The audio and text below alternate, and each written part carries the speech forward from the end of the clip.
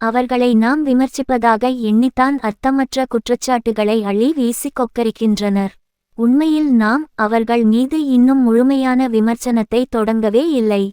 மாறாக முற்றுப்புள்ளி மிக லேசான விமர்சனங்களைத்தான் வைத்தோம். அதுவும் நசுங்காத நாகரிகத்துடன் வைத்தோம்.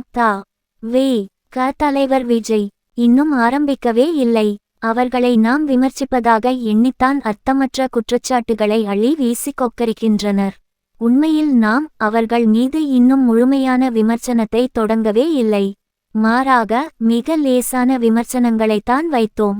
அதுவும் நசுங்காத நாகரிகத்துடன் வைத்தோம். எந்த கட்சி என்று தெரிகிறதா? இப்போதெல்லாம் அந்த கட்சியின் ஒரே இலக்கு நம்மை தூற்றுவதே. தமிழக வெற்றிக் கழகத்தை மட்டும் மூளையில் தேக்கி யோசிப்பதே அதன் முழுநேர வேலை என்றாகிவிட்டது. எந்த கட்சியைச் சொல்கிறோம் என்று தெரிகிறதா? அவதூறு ஒன்றையே அடிப்படை அரசியல் கோட்பாடாக கொண்ட கட்சி வேறு எந்த கட்சியாக இருக்கும் என்று சொல்லித்தான் தெரிய வேண்டுமா?